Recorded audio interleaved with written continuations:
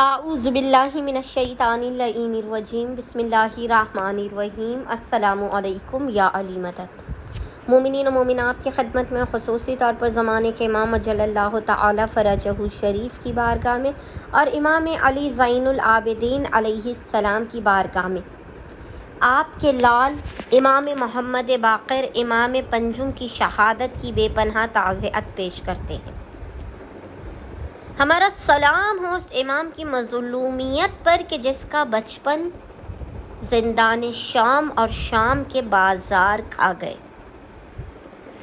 امام محمد باقر علیہ السلام کی شہادت کے پورے دن میں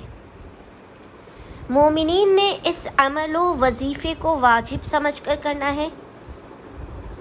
اتنا یہ مجرب ترین عمل ہے امام کی شہادت کے دن کا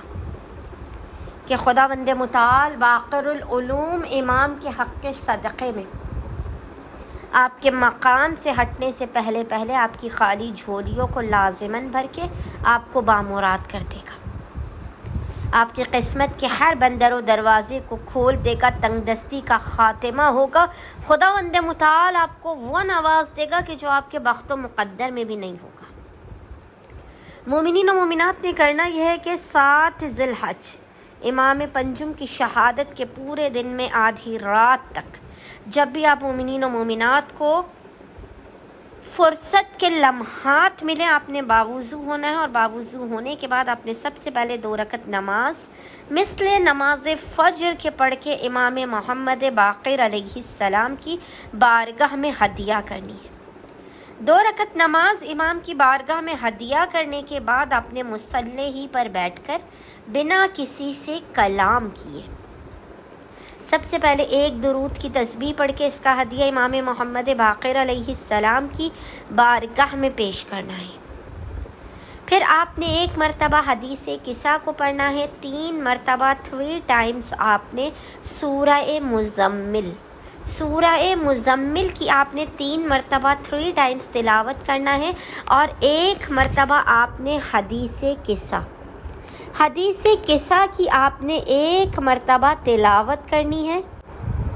اور پھر آپ نے دعائے توسل کی آپ نے تلاوت کرنی ہے۔ اور جب آپ دعائے توسل پہ اس مقام پر پہنچے جہاں آپ امام محمد باقر علیہ السلام سے متوسل ہوتے ہیں، یعنی السلام علیکہ یا ابا جعفر یا محمد ابن علی ایھا الباقر یا ابن رسول اللہ،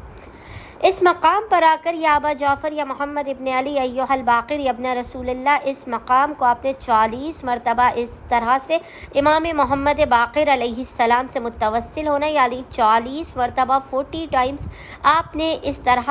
سے اس ذکر کو پڑھنے کے بعد دعائے توسل کو مکمل کرنا ہے۔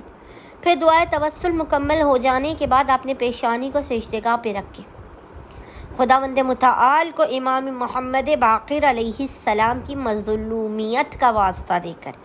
امام پر ڈھائے جانے والے مصائب پر اشک بار ہوتے ہوئے حالت سجدہ میں خداوند متعال کو امام پنجم کے حق کی قسم دے کر اپنی حاجات کو طلب کرنا ہے، مسائل کے خاتمے، رزق و کاروبار میں برکت، اولاد و بخت و مقدر کے بہترین ہونے کی دعا کرنی ہے۔ انشاءاللہ تعالی خداوند متعال امام محمد باقر علیہ السلام کے حق کے صدقے میں، اس عمل اور اس نماز کے حق کے صدقے میں آپ کی خالی جھولیوں کو آپ کے مقام سے بلند ہونے سے پہلے بھر کے آپ کو لازماً بامراد کر دے گا۔ اللہم صلی علی محمد و آل محمد وعجل فرجہم اجمعین۔